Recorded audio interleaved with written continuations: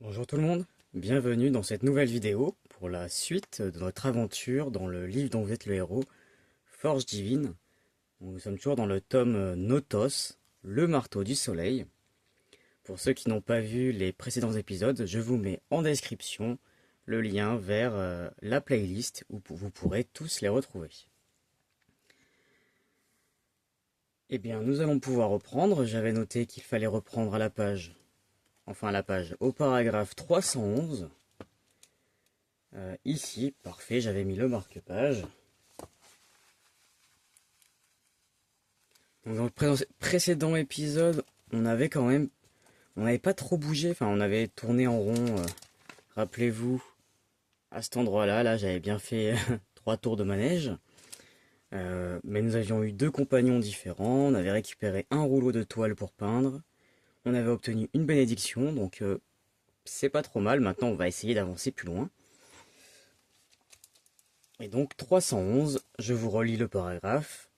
La voie sacrée entoure le monde et rayonne en 4 larges axes vers l'intérieur du continent, où le grand Héphaïstos possède sa citadelle. Donc on peut voyager dans les terres, longer la côte méridionale ou suivre la côte orientale. Alors si je vous remonte la carte, si nous allons à l'orient, en fait, on va longer par ici, là où on est déjà allé. On a déjà fait ça en fait. Et moi, donc là, la voie sacrée, c'est tous les petits points qui font tout le tour en fait de tout le continent, hein. On la voit, elle fait vraiment tout le tour. Une sorte de frontière. Euh, et donc, si on longe la côte méridionale, on va avancer par là et je pense que c'est ce que nous allons faire. On va peut-être essayer d'aller jusqu'à... Il y a une sorte de ville ici, là, Iskandria, je pense que c'est une ville. Peut-être que nous allons aller par ici. Ça pourrait être pas mal. Donc, je vais aller en 525.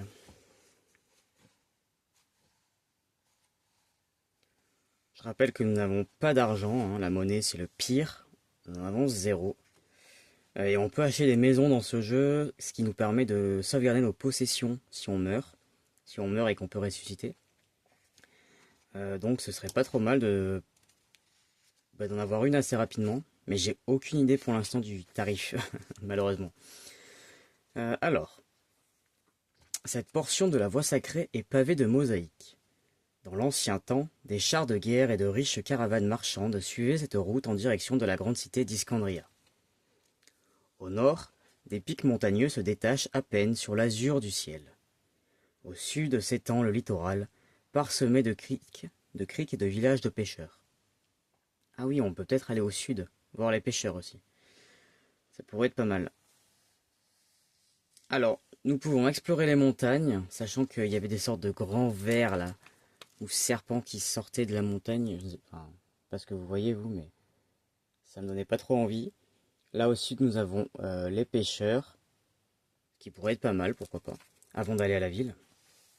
Donc explorer les montagnes, rejoindre le littoral, donc les pêcheurs, prendre la voie sacrée vers l'est, c'est là d'où nous venons, suite la route vers Iskandria, ou commercer avec un colporteur. Alors je peux toujours aller voir le colporteur, mais j'ai pas d'argent, alors à moins qu'il accepte le troc, on peut toujours, ça nous fait une rencontre. Allez, on va commencer par aller voir le colporteur. Ensuite on ira voir le littoral. Donc, je vais mettre un petit marque-page, hop, 1441.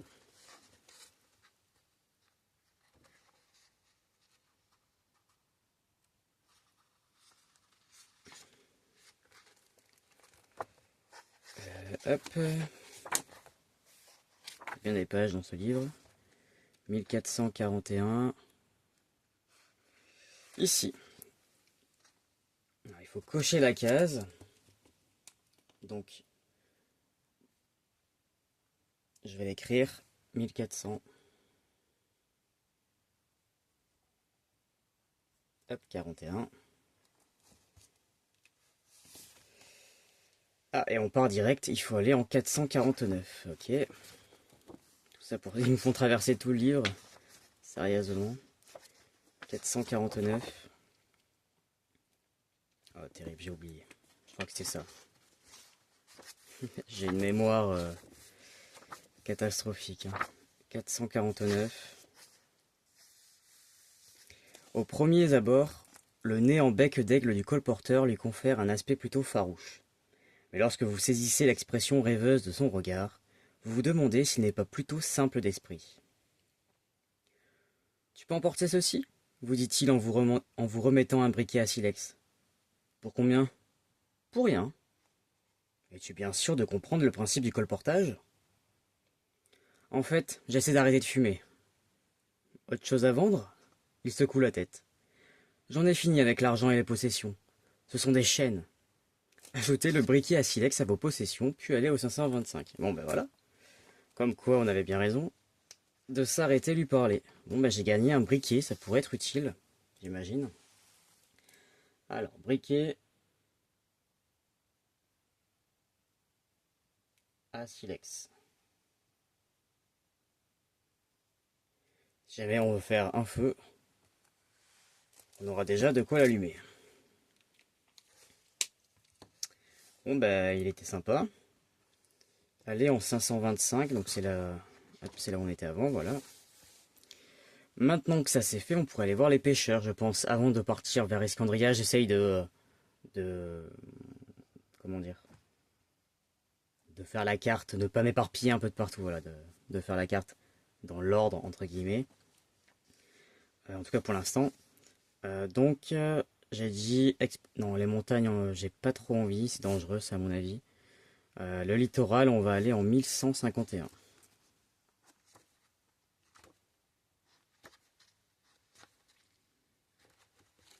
Hop. 1151. Si Galatée vous accompagne et que vous avez au moins 2 pires, allez... non. Autrement, allez en 610. D'accord? Nous, on n'a pas Galatée, on a Polymnie, qui est une déesse, je rappelle. Une déesse oubliée, mais une déesse. Punaise, je sais déjà plus où il faut que j'aille. 621, non?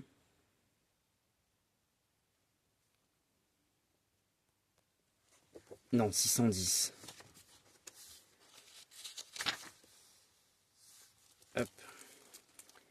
Ici, au sud du Notos, la brise marine s'exhale en bourrasque salée et vivifiante. L'océan déferle sans fin contre les rives de Psamaté. Vous découvrez une crique abritée de vagues, accessible par un sentier sinueux à flanc de falaise. Soit je rejoins la voie sacrée, soit je descends voir cette crique. Bah, si je vais à la voie sacrée, je reviens là où j'étais, hein. Donc on va aller voir la crique. Moi, on m'a dit qu'il y avait des pêcheurs. Donc 455. 455. Si vous avez noté le code Oasis, non. Sinon, allez en 625. Ils me font voyager. 625. Hop.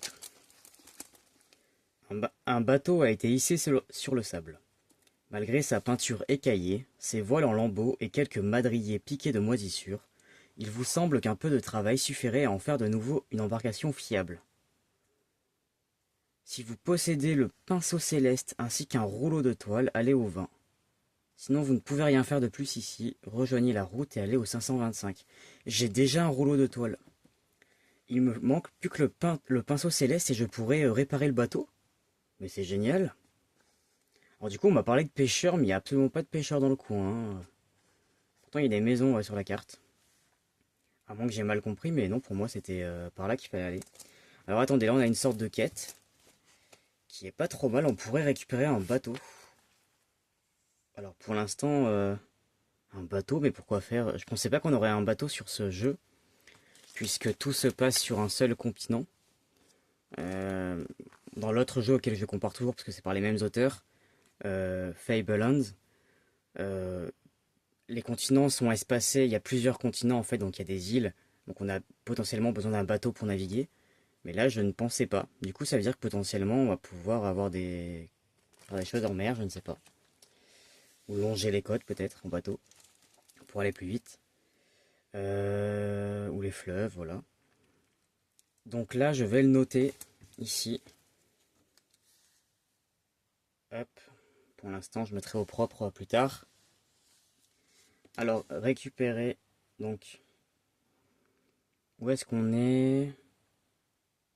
Je vais mettre rive de Psamathée parce que c'est comme ça que ça s'appelle là au sud. Rive de Psamathée.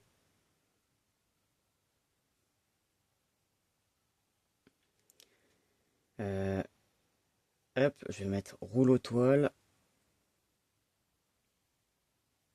Toile plus pinceau céleste, hein, ils m'ont dit. Pinceau céleste.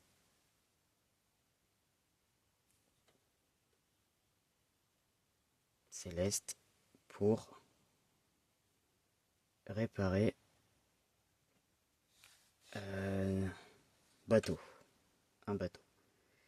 Alors peut-être que c'est le bateau de quelqu'un et quand je vais le réparer, on va me récompenser ou alors c'est vraiment que je récupère un bateau, je ne sais pas. Je n'ai pas plus d'informations. Ok, donc on a une sorte de quête. Si jamais on trouve le pinceau céleste, ben on reviendra ici. Mais en attendant, il faut faire demi-tour et revenir en 525.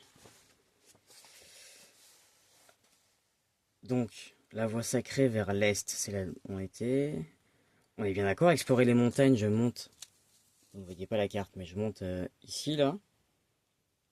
Donc c'est au nord, donc ce n'est pas les pêcheurs, donc c'était ça les pêcheurs, mais il n'y a pas de pêcheurs, d'accord. Et bien maintenant, nous allons avancer vers Iskandria, qui était ma destination initiale, donc 1594. Si vous avez le code, j'ai aucun code, donc voilà. Quenouille, Ordalie ou Ormeau, sinon... Ouais, autrement il faut que j'aille en 596. Ben, je n'ai aucun code pour l'instant. Donc 596. J'imagine qu'on n'est pas tout de suite arrivé à la ville. Ah, quoique. Oh non, j'ai lu quelque chose, attendez. Je vais retourner demi-tour, faire changer de compagnon. Par-delà les bancs de sable et les tourbières, situés à l'ouest des rives de Psamathée. Oui, d'accord, ok. Déesse des plages, se trouvent les antiques murs d'Iskandria.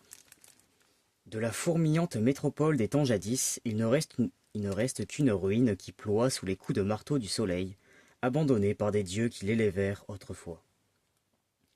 Anciens seigneurs de la cité, quelques myrmidons survivent tant bien que mal sur cette terre aride, au cœur des maisons décrépies et des rues à demi disparues, tels les fantômes des guerriers légendaires d'autrefois. Si Loutro vous accompagne, on l'a croisé la dernière fois, allez au 188. Si Chipos, encore lui, vous accompagne, allez au 124. Si aucun des deux n'est avec vous, allez au 766. Ah. Malheureusement, la dernière fois, je n'ai pas récupéré Loutro, j'ai récupéré Polymi. Alors j'aurais envie de faire demi-tour, mais si c'est comme la dernière fois et qu'au final il arrive ici et qu'il me dit « Ah bah c'est chez moi, au revoir », ça ne sert pas à grand chose.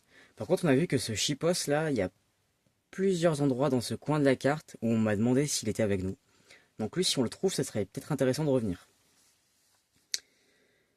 Ok, donc moi je n'ai personne, donc je vais en 766.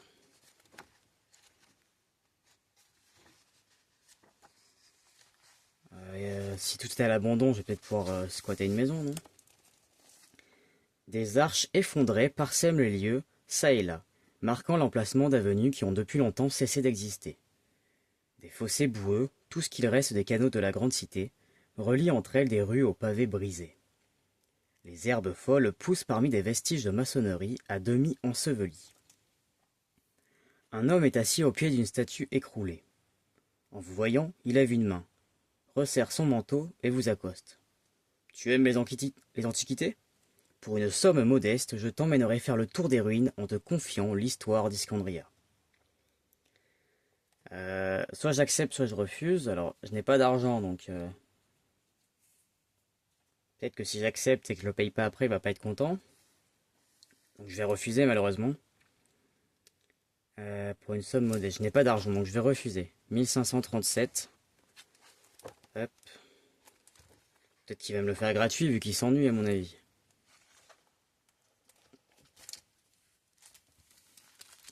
Les quelques murs et bâtiments en ruine que le temps n'a pas encore réduits en poussière ou ensevelis sous la végétation, se dresse comme un monument à la futilité des efforts des mortels.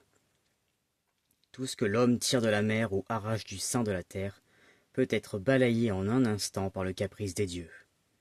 C'est un spectacle morose que vous ne serez pas malheureusement. Oula, je vais relire. C'est un spectacle morose que vous ne serez pas malheureux de laisser derrière vous. Voilà.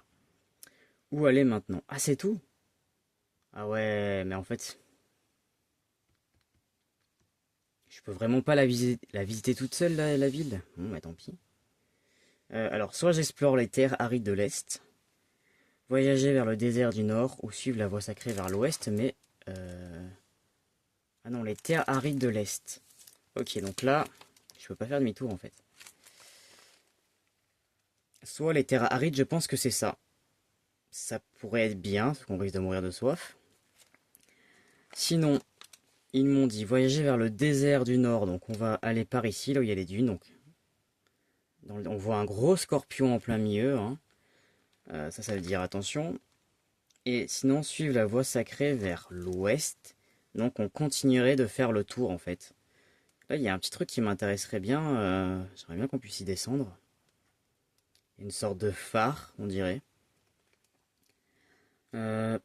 J'ai bien envie de faire le tour, hein. Ça m'a l'air moins dangereux que de rentrer dans le cœur du dans le cœur du Notos pour l'instant. Donc je pense que je vais aller à l'ouest. En 1060. Oui, je suis prudent, mais suite à mes aventures précédentes, je fais attention. 1060. On m'a vendu un jeu où je pouvais pas mourir, enfin je ressuscitais et j'ai eu la preuve que ce n'était pas toujours vrai. Voilà. Si vous avez noté le code planté, non. Vous croisez des pêcheurs de homards emportant leur prise au marché. Ah ben enfin. Et là il y a des pêcheurs, d'accord. L'un d'eux vous interpelle tenant l'une des créatures. Excellent avec un peu de beurre. Les homards sont gardés au frais dans une caisse, entourée d'algues humides. L'odeur d'iode qui s'en dégage vous fait songer à des criques battues par les vagues et à de longues plages de sable étincelant, bien que cette portion de la route se trouve à une certaine distance de la mer. Si vous possédez un piège brisé, allez au 1296, sinon reprenez votre chemin. Ouais. Où est-ce que je vais pouvoir trouver un pinceau céleste? Autant ça sera dans un autre livre, hein. Mais bon. Alors, je peux poursuivre mon aventure au nord. Alors, je sais pas exactement là où on est, mais il y a des menhirs, une sorte de grands menhirs là. Peut-être qu'on est... Ils m'ont parlé de pêcheurs, donc peut-être que c'était là où il y avait les petites maisons là. Donc au nord, il y aurait potentiellement les menhirs, mais il y a le désert aussi au cas où. Explorer la péninsule au sud. Ah non, c'est ça. Donc la péninsule, ça va être là où il y a le phare, je pense, avec les palmiers. Donc ici là. Je pense, hein, si mon orientation est bonne. Donc c'est peut-être là que je vais aller. Aller à Escandria, on en vient, et prendre la voie sacrée vers l'ouest, c'est la suite du chemin. Je pense qu'on va commencer par la péninsule, donc nous allons aller au 925. Hop.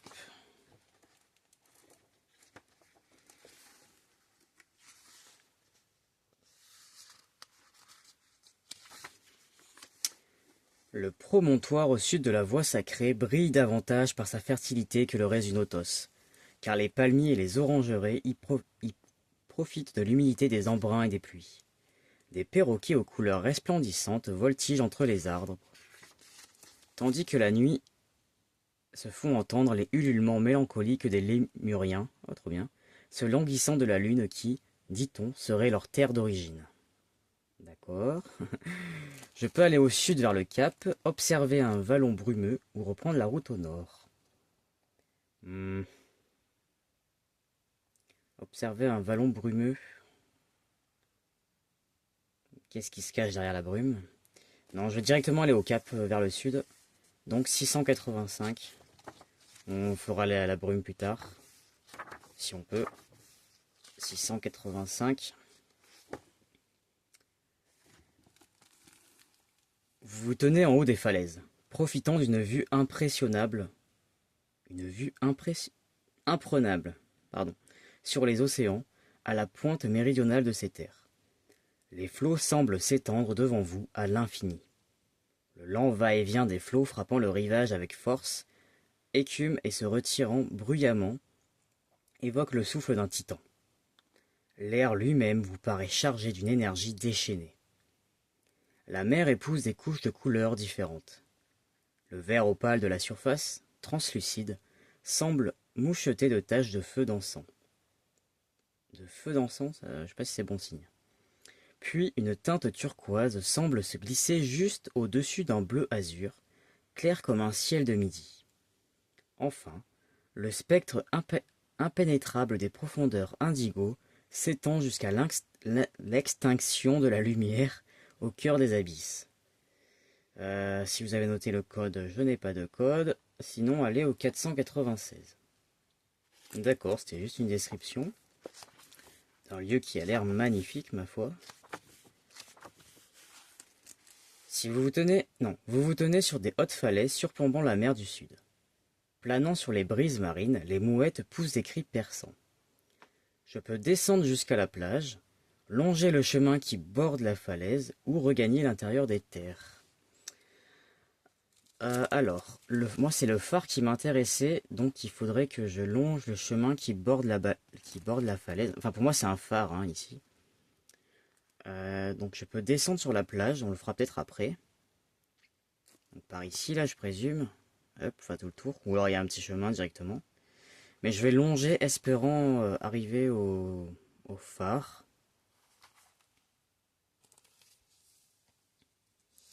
Donc longer le chemin qui borde la falaise. Aller au 1435.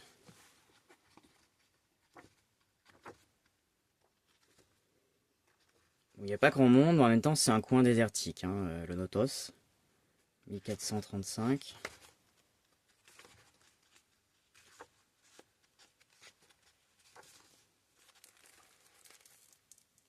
Je vais y arriver.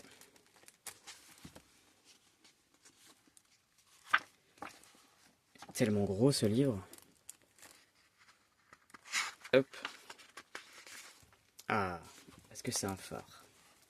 Je vous montre l'illustration. Un phare délabré se dresse au sommet du promontoire. Les ouvertures à son sommet sont obscures. Près de la porte, qui pend sur ses gonds, un homme est assis et taille tranquillement un bout de bois. Tu es le gardien du phare? Demandez-vous. Gardien de quoi, mon gars? Pour sûr qu'il est abandonné, comme tu vois. Y a pas une voile qui passe par ici, vu qu'il n'y a pas le moindre port sur cette côte. Pourtant ce serait facile de le réparer, raisonnez-vous en admirant les qualités de l'édifice. Portes et fenêtres sont pourries par les embruns, mais le reste est bon. Pas mon boulot, grogne l'homme. Bon, imagine que le fleuve coule à nouveau. Là, oui, le port reprendra vie et les navires reviendront. Alors seulement ça vaudrait le coup de tenter de la grimpette là-haut et d'allumer le feu. Je peux entrer dans le phare, retourner au bord de la falaise ou aller vers l'intérieur des terres. Je vais dans le phare, hein. Bon, il est abandonné, potentiellement en ruine, prêt à tomber, mais j'avais l'air de dire qu'il était quand même en bon état. Donc je vais aller en 275. Mettre le marque-page au cas où. 275.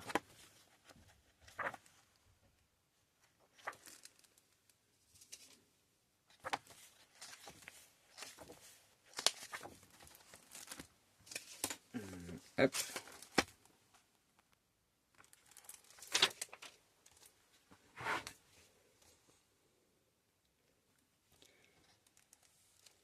Les escaliers inférieurs se sont effondrés en une pile de gravats. Ce ne serait pas difficile à réparer, observez-vous. Tu es maçon? Demande l'homme. Pas besoin d'employer de la pierre, du bois ferait l'affaire. À quoi bon?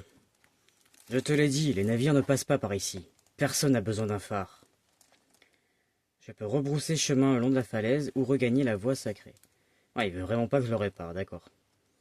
Je vais rebrousser chemin. Donc 496.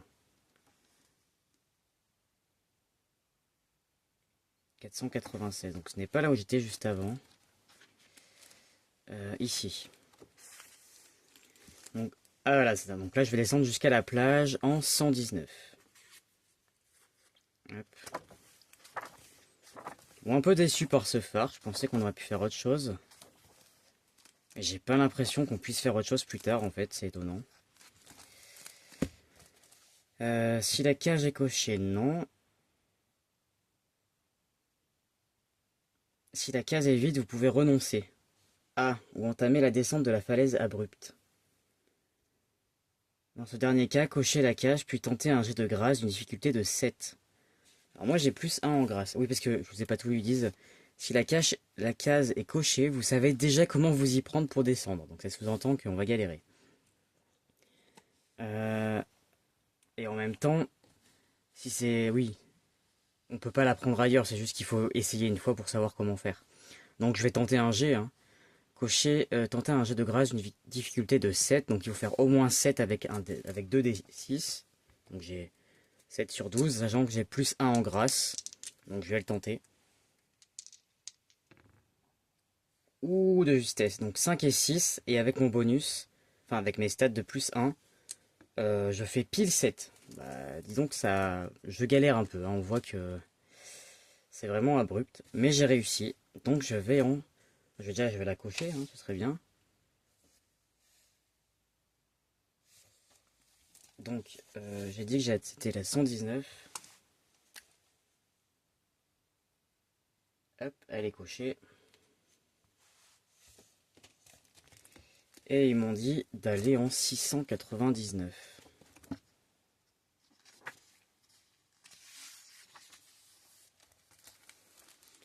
Les galets humides roulent et craquent sous vos pieds tandis que vous vous dirigez à grands pas vers le rivage.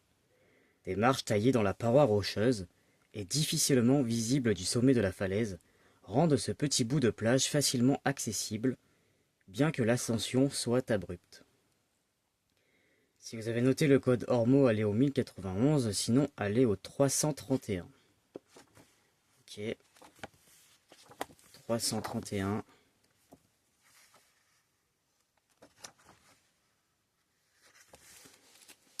Faute d'embarcation, aucune autre destination ne s'offre à vous. Ah, donc ici on pourrait embarquer. Ok. Si Polymnie vous accompagne et que vous désirez ses conseils, allez au 570. Ah, elle va nous être utile. Sinon, vous remontez les marches jusqu'au sommet. Alors déjà, je vais noter qu'ici... Donc là, c'était le départ où on a commencé. Et donc, je vais noter qu'ici, là, on peut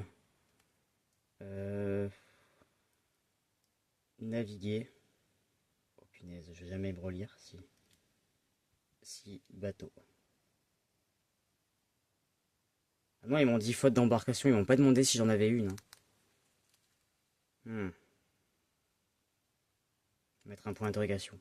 Je viens de voir que là, on a un petit dessin, on dirait une remontra. C'est-à-dire on peut aller dans les fonds marins, c'est marrant. Alors du coup, est-ce que vraiment... Parce qu'ils m'ont pas demandé si j'avais un bateau, on est d'accord, hein. Où est-ce que c'était? Là. Faute d'embarcation, aucune autre destination ne s'offre à vous. Qu'est-ce que vous en savez que j'ai pas d'embarcation? Alors, je vais aller voir les conseils de Polymnie. Allez en 570. Qu'est-ce qu'elle va bien pouvoir nous dire?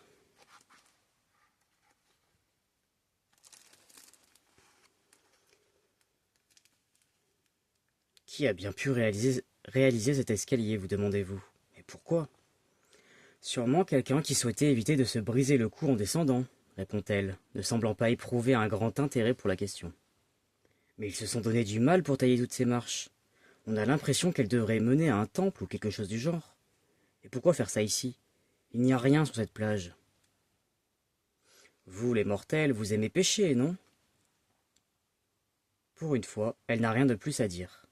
Le ressac vient couvrir les larges galets, puis se retire vers la mer dans un murmure. Retournez en haut de la falaise au 496. C'est tout? Tu m'as pas servi à grand chose, hein. 496. Ouais, Je suis sceptique quant à l'intérêt de ce dialogue. Donc on revient sur les hautes falaises. Donc la plage nous avons fait. Le phare on a fait. On regagne le chemin. Donc on va en 925, on fait demi-tour. Un peu déçu là, hein. Au final on peut rien faire de spécial. Alors c'est moi qui ai compris de travers, mais on est d'accord. Au final on a le phare, on peut rien y faire, on peut pas le réparer. On nous dit qu'en bas, ça je vais l'effacer en fait, on peut pas naviguer. Ils nous disent que faute de bateau on peut rien faire.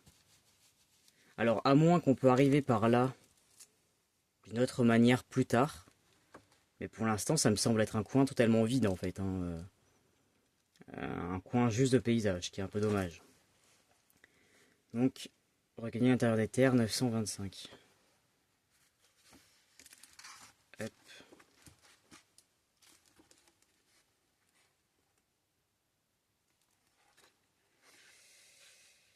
Donc le promontoire sur le sud de la vallée, blabla, on l'a lu. On peut partir au sud vers le cap, c'est fait. Observer un vallon brumeux ou reprendre la route au nord. Bon, ben, avant de partir, on va faire le vallon brumeux. En espérant que ce soit pas trop dangereux. Donc c'est en 591.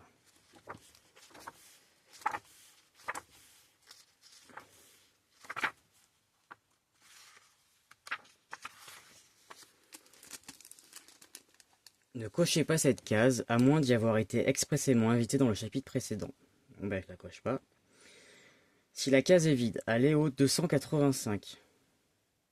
Ok. Et après, il y a si vous venez de cocher la case ou si la case a été déjà cochée. Donc on peut revenir plusieurs fois. Donc 285. Je sais pas si j'ai dit 95 ou 85, mais c'était 85. J'ai un peu de dyslexie, hein, donc il m'arrive d'inverser les chiffres. 285. Voilà. Un bruit de pleurs, à peine audible au milieu du vacarme des grillons, vous mène à un vallon embrumé. Du lierre y pend en épais rideau, depuis les branches des arbres, et y flotte dans l'air une forte senteur d'orchidées. Une femme en robe blanche est assise au milieu du vallon, la tête courbée par le deuil. Ah, une femme en robe blanche. Si ça ne pouvait ne pas être la dame blanche, ça m'arrangerait. Je peux lui parler, je peux l'observer ou regagner le chemin. Alors, je vais peut-être l'observer un petit peu avant, hein. Je la sens pas trop cette histoire. Ouais, je suis un peu méfiant. Je vais l'observer en premier. Elle racle frénétiquement le sol. On croirait qu'elle cherche à déterrer quelque chose, mais le contact de ses mains ne fait même pas trembler les fleurs. Après un moment, elle pousse un cri perçant et se dirige vers un autre endroit du vallon, où elle reste un instant assise à pleurer avant de gratter à nouveau la terre. Oula, je peux m'approcher d'elle ou quitter le vallon. Alors là, comme ça, moi je m'en vais. Mais mon personnage est un aventurier, il y a une femme qui pleure. Bah, j'ai rien pour l'aider, hein, j'ai qu'un briquet sur moi. Et elle m'a l'air... Je sais pas si elle est vraiment humaine en fait. Euh... je vais le regretter, mais je vais m'approcher d'elle. Je vais aller en 1408. Euh... Sait-on jamais.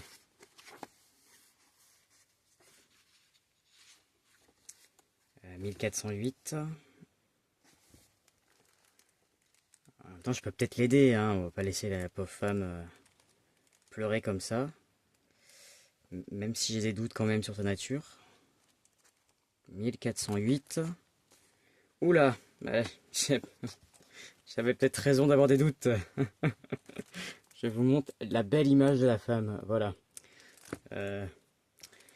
Une brindille craque sous vos pieds. La femme sursaute et se tourne pour vous faire face. Face qu'elle ne possède pas. En guise de visage, elle arbore une tête de mort aux orbites et aux mâchoires dégoulinantes de terre et d'asticots. Le vent souffle et rabat sur vous les lambeaux de brume.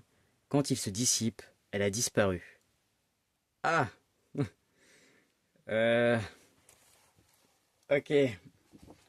Alors là, j'ai deux choix. Soit je fais demi-tour. Je suis pas fou, hein, je fais demi-tour. Soit, vu qu'elle n'est plus là, je peux commencer à creuser là où elle essayait de creuser. Je ne sais pas si c'est une bonne idée.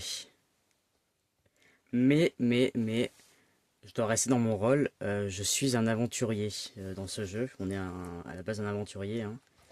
On cherche des trésors, on cherche des secrets. Et ben là, j'ai un squelette qui creuse désespérément à plusieurs endroits.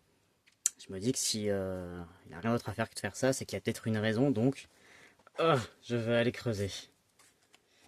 Soyons fous. Allez, on va creuser. Peut-être que le trésor est là sous mes pieds. 254. Peut-être que j'ai un pinceau. Qu'est-ce qu'il me fallait? Un pinceau céleste? Qui sait? 524. Non, 550. Ah, 254. Trop de chiffres pour moi, je vais y arriver. 254. On dirait pas, mais c'est un exercice pas possible pour moi de ça. Il y a que des nombres de partout là. 254. Le sol humide est facile à creuser et il ne vous faut pas longtemps pour découvrir une tombe peu profonde. Ouais, je m'en doutais. Un petit tas d'os jaunis s'y trouve enveloppé dans le vestige d'un mince linceul, en un spectacle pathétique et touchant. Allez au 591 et cochez-y la case avant de poursuivre votre lecture. Ah, on revient là où on était. Et cette fois-ci, on va pouvoir cocher la case. Un petit linceul, est-ce que c'est un bébé? 591.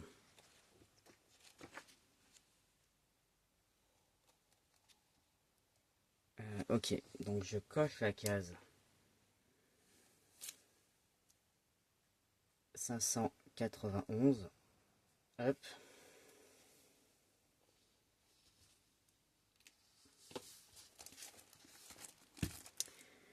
Si vous venez de cocher la case, allez au 1482. Et on repart.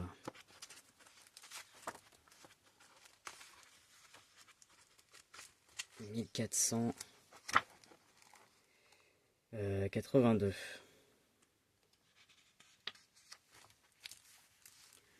Dans la tombe, vous trouvez un bol à libation. Ajoutez-le à vos possessions si vous le prenez. Il n'y a rien d'autre.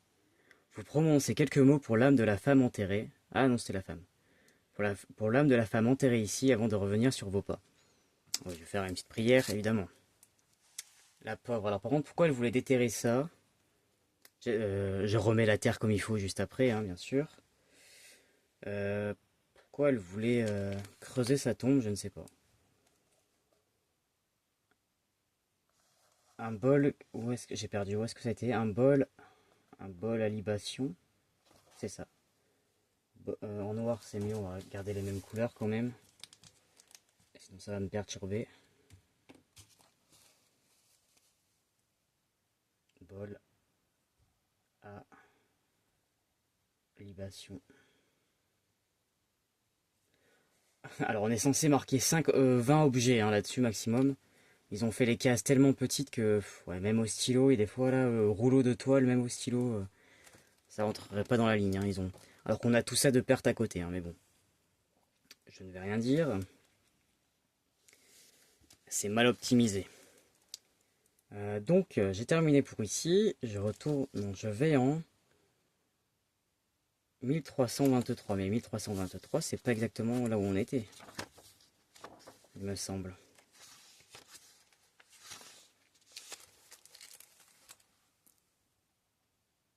La brume venue du grand large s'épaissit et il vous faut un peu de temps pour retrouver la piste. Je peux aller vers le sud jusqu'aux falaises. Non, rejoindre la voie sacrée. Bon, on a terminé tout ce qu'on avait à faire ici.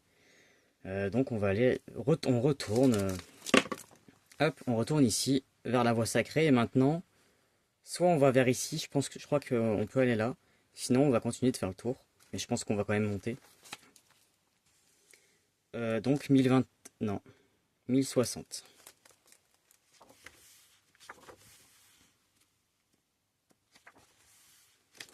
« 1060. » Hop. Si vous avez noté, je n'ai pas de code. Vous croisez des pêcheurs de homards emportant leur prise au marché. Ah oui, excellent avec un peu de beurre. On les a croisés tout à l'heure. Ok.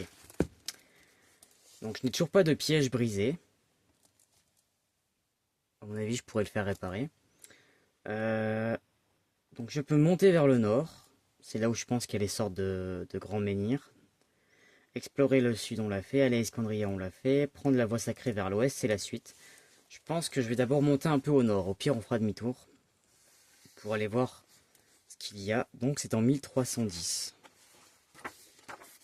Hop.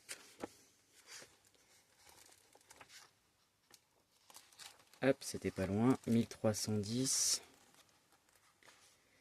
Ah, alors. Parler avec Loutreau, mais Loutreau il est pas là, qu'est-ce que vous racontez? Oh, il se téléporte en plus ces personnages. Le désert vous accueille de son souffle brûlant et le soleil de son baiser ardent. Vous nouez un lambeau de tissu au-dessus de vos yeux pour ne pas être aveuglé avant d'avancer péniblement à travers les étendues de sable. Mais c'est là où on était tout à l'heure? Non? Ah non. La poussière tourbillonnante donne au paysage environnant des couleurs fanées, comme si vous évoluiez dans une vieille fresque ou à la surface d'une terre cuite peinte. Par moments, une ombre pointue apparaît, flottant au-dessus de l'horizon, vibrant de chaleur. Serait-ce la grande pyramide qui aurait été érigée ici par les farouches Érinis? Un butin de roi attend quiconque ose s'y risquer. Mais une pensée vous trouble. Celui qui a plié les Érinis à sa volonté pour en faire ses esclaves devait disposer d'un pouvoir terrible. Assez terrible pour que, même mort, il soit encore à craindre. Ok, donc je suis bien vers ce que j'avais cru voir, sauf que ça, je ne sais pas si on va les voir. On voit la grande pyramide là, il y a plusieurs pyramides, je pense que c'est celle-ci qu'on voit. Je peux marcher vers la pyramide, parler avec Loutreau, donc apparemment Loutreau est également là. Je vais le noter. Loutreau, c'est un qu'on a rencontré dans l'épisode, pas le si le précédent, je crois. Donc Loutreau est par ici, là, hop. Décidément, il est parti partout celui-là, à moins qu'il soit plusieurs, hein, c'est aussi possible. Alors, marcher vers la pyramide, parler avec Loutreau, arpenter les sables vers le nord. Non, il y a un gros scorpion vers le nord. Partir vers les reliefs arides de l'ouest. Atteindre la vallée qui doit se trouver à l'est. Vous diriger vers le delta au sud ou visiter une mine. Ah. Donc il n'y a pas les sortes de rochers que j'avais vus là, c'est bizarre. Euh, on commence par la mine ou vers la pyramide. La pyramide, visiblement, c'est un coup à rester bloqué là-dedans, hein. Arpenter les sables vers le nord, partir vers les reliefs arides de l'ouest. Hmm.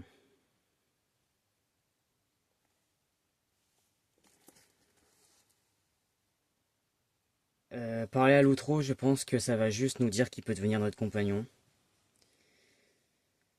Donc c'est soit la pyramide, soit la mine là, hein. Parce qu'on va pas bouger tout de suite. Je pense que je vais... J'ai un briquet avec moi au pire. Peut-être pour m'éclairer. Je vais peut-être faire la mine avant de faire la pyramide. J'hésite. Mais je sais qu'il y a un trésor dans la pyramide. Donc mon âme d'aventurier devrait me mener là-bas. Mais j'ai aussi peur d'y aller. Et qu'il a dit là que... ouais.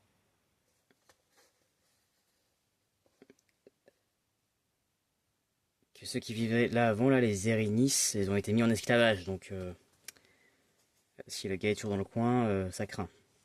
On va faire la mine en premier. Allez. 577. Mon intuition me dit d'aller d'abord dans la mine. 577.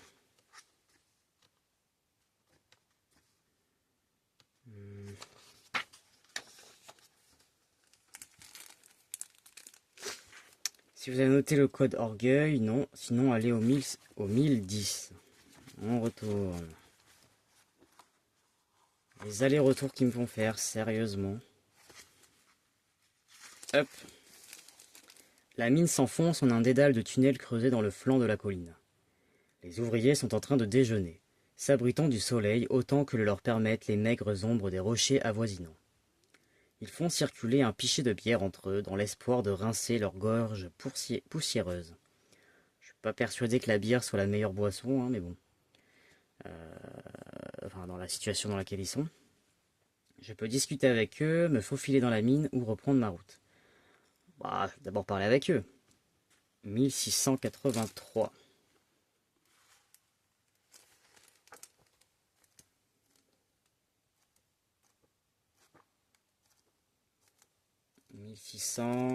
Allez, allez, 83. Oh, punaise, c'est à la fin du livre. Ici. Un groupe d'ouvriers est en train de rouler un rocher sur le côté de la carrière pour le laisser retomber. Quelques autres sont regroupés autour d'un puits. Un dernier groupe se tient là, sans rien faire, contemplant d'un air morose la vallée. Alors, je peux m'intéresser à ce rocher, aller vers le puits, parler au groupe silencieux ou me faufiler vers la mine, ou alors partir. Il y en a un qui roule un rocher, les autres sont regroupés autour d'un puits. On va d'abord aller au puits, allez. Allez au 779, après tout il fait chaud.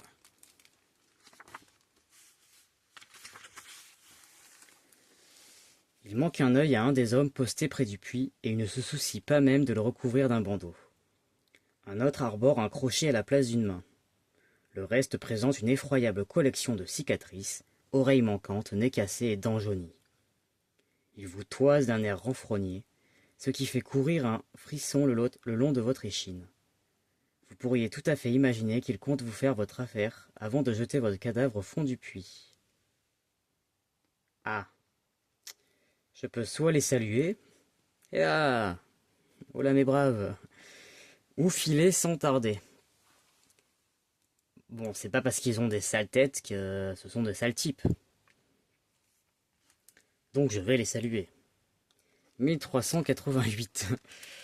On va voir hein, si je vais le regretter. 1388. Mais bon, j'ai vu une femme qui était une squelette juste avant, donc bon. Ne cochez pas cette case à moins d'y avoir été expressément invité. Si elle est vide, allez au 1639. Bon ben, 1639.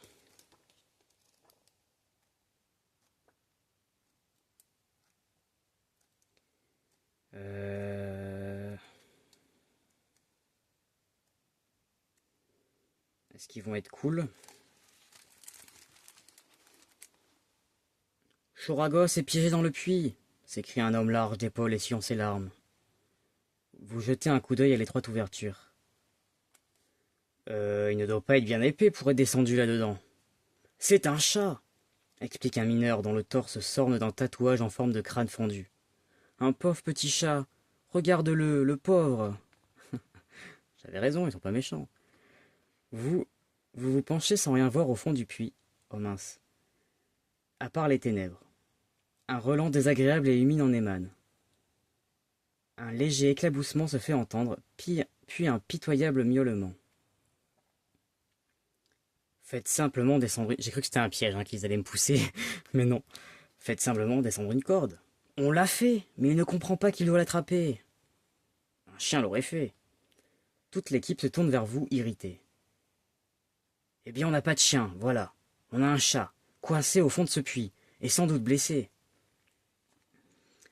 Bon, je persiste à croire que ce n'est pas un piège, hein, ils sont gentils. Donc, soit laissez-moi faire, soit alors bonne chance. Non, je vais les aider. Il y a un chat au fond d'un puits, je vais les aider. Donc je vais au 163. Puis au pire, j'aurai un chat comme compagnon. 163.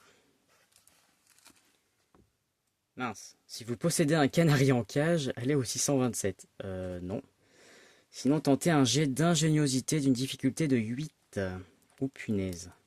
Alors, j'ai pas de bonus ni de malus en ingéniosité. Donc là, c'est un peu tendu, hein, parce que j'ai 2 dés qui font 12 au maximum et il faut que je fasse 8. Donc, là, ça me rappelle Morkborg, on n'a pas beaucoup de chance. Allez. Oh, j'étais presque. J'ai fait 7. Oh non, terrible. Bah, c'est un échec, en 42, je vais tomber, je vais me faire mal. À tous les coups. Vous descendez le seau. Ah mais je descends pas moi. Un miaulement effrayé et un grand bruit d'éclaboussure vous parviennent d'en bas. Les mineurs vous écartent d'un coup d'épaule et se hâtent de remonter le seau qui contient de l'eau mais pas de chat. Tu as failli le noyer! vous lance l'un d'eux d'un ton accusateur. Il avait seulement besoin de monter dedans.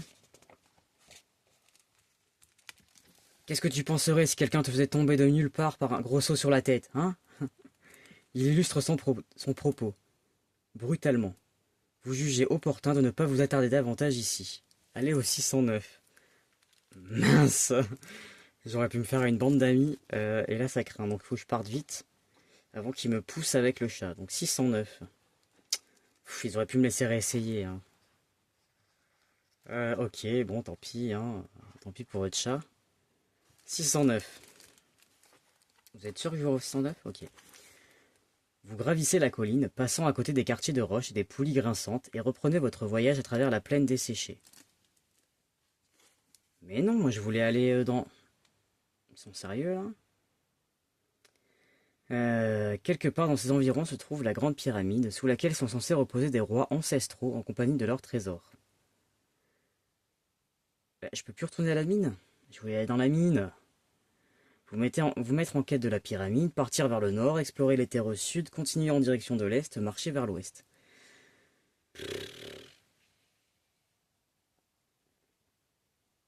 Là, j'ai pas compris, moi je voulais juste rentrer dans la mine. Pourquoi ils m'ont fait complètement sortir? Ah, parce que oui, je pouvais pas rentrer, parce que maintenant ils m'ont grillé, donc... et vu qu'ils sont pas copains avec moi, ouais, ça doit être ça. Bon, il va falloir revenir, refaire demi-tour pour revenir en discrètement, sûrement. Bon, on va aller vers la pyramide, allez. Vu qu'on vient de me répéter qu'il y a plein de trésors, plein de rois enterrés, et que je suis un aventurier bête et stupide, je vais aller là où se cache l'or. Donc 732.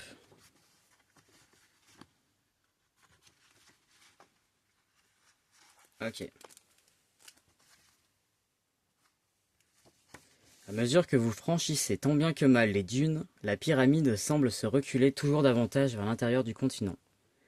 Vous vous réveillez la nuit pour la voir toute proche, luisant d'un éclat argenté sous les rayons de la lune. Mais dès l'aube, elle n'apparaît plus que comme une tache bleue imprécise, aussi distante que les astres eux-mêmes.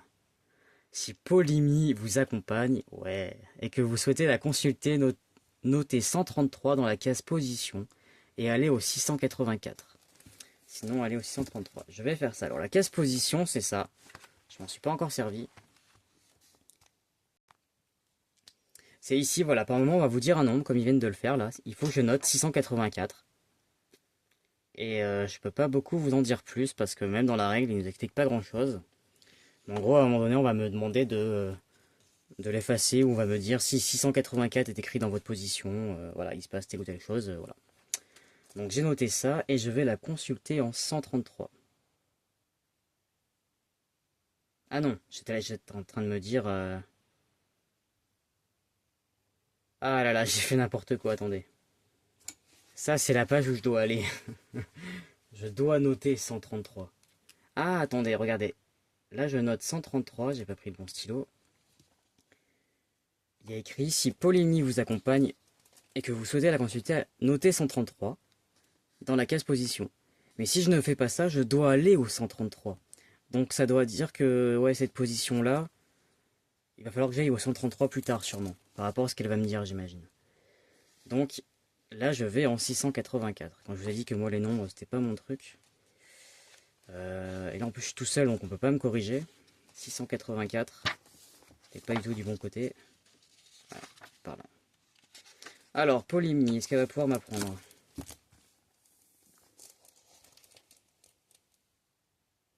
Je t'ai parlé des pyramides et des sphinx? Ce n'est pas une blague, au passage. Remettre cette discussion à plus tard, aller à votre position, voilà, ou bien l'écouter. Bah, je vais l'écouter, oui. Comment ça, des sphinx? Comment ça, ce n'est pas une blague? 1054. Tu vas me dire que je dois répondre à des questions? Si c'est ça, on est mal barré, je vous préviens. 1054.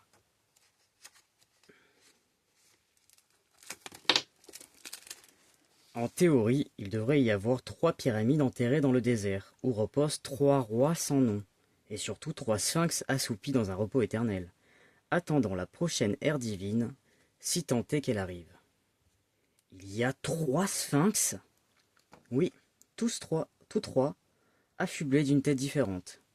Tu as l'Androsphinx, celui que tu connais, à tête humaine et corps de lion, le Cryosphinx, à tête de bélier, enfin le Hieracosphinx, à tête de faucon. Alors là, je peux lui poser des questions. Soit je lui dis, alors ils ont tous un corps de lion, et je vais en 358. Comment sont-elles ces pyramides? Ou bien je lui dis, j'en ai assez pour le moment. Allez à votre position. Oui, donc en fait, voilà, c'est parce qu'ils ne veulent pas répéter à chaque fois. Ça doit être parce qu'on doit pouvoir arriver là par un autre endroit, avec une autre position, du coup. Sinon, ils auraient mis simplement retourner au 133. Hein. À mon avis, on doit pouvoir arriver par ailleurs. Du coup, ils vous font aller à votre position. D'accord, j'ai compris.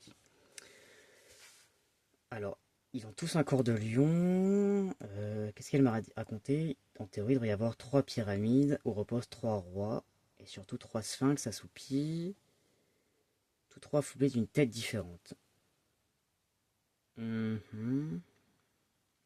Oui, je vais lui demander s'ils ont tous les 3 un corps de lion. Je vois pas l'intérêt, mais pour ma culture générale, on va dire 358. Ça peut être intéressant de savoir s'ils volent ou s'ils courent ou que sais-je. 358. Tout à fait, ce sont juste les têtes qui changent. Et ils gardent les pyramides? Comment est-ce que je fais pour y accéder malgré tout? Ah, c'est la question existentielle, n'est-ce pas? Dans les temps anciens, les mortels dans ton genre se confrontaient aux sphinx dans l'espoir d'obtenir la richesse ou la connaissance. S'ils répondaient correctement à l'énigme du sphinx, tout se passait bien. Et dans le cas contraire, certains disent que le mot sphinx signifie écraseur. Étymologie mise à part, il possède de toute façon des griffes. Je présume donc qu'une mauvaise réponse signifie la mort.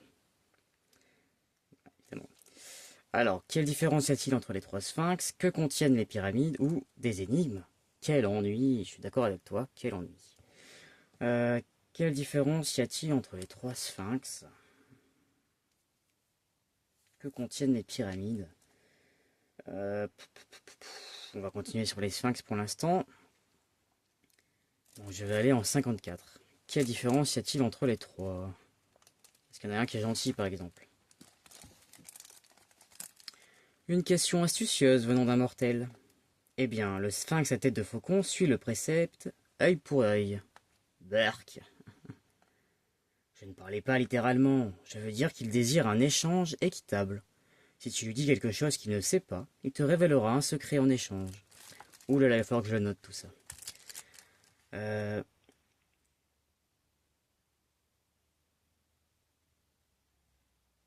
Certainement rien que tu ne pourrais m'apprendre tout aussi aisément. Est-ce que tu ne connais pas tous les secrets, étant la muse de la connaissance ou de je ne sais quoi? C'est techniquement vrai, mais il y a des choses plus inconnues que d'autres. Le sphinx à tête de bélier est différent. Celui-là est plus porté sur les casse-têtes. Littéralement, si on ne lui donne pas la bonne réponse. Ah. Quant au sphinx à proprement parler, celui qui possède une tête humaine et que tout le monde connaît, il pose des énigmes tout à fait classiques. Elle n'a rien de plus à vous apprendre, allez à votre position. Mais non, moi je veux des questions sur les pyramides. Oh là là. Ok. Bon ben, je vais prendre note de tout ça. Et vu que la vidéo arrive bientôt à 1 heure, nous allons nous arrêter avant d'aller sûrement explorer cette pyramide et se confronter au sphinx. Je vais bien noter tout ce qu'ils veulent chez tous les 3, là au cas où on doit choisir. Mais nous ferons ça la fois prochaine.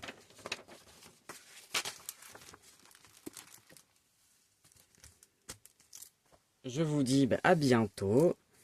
J'espère que ça vous a plu. Je suis encore mitigé sur mon avis sur le jeu. J'aime bien, mais manque un peu des choses pour moi pour l'instant. J'attends de voir la suite. Je vous souhaite une bonne matinée, une bonne journée, une bonne soirée, une bonne nuit. Et à bientôt. Buvez bien, buvez de l'eau. Il fait chaud dans le désert. Salut!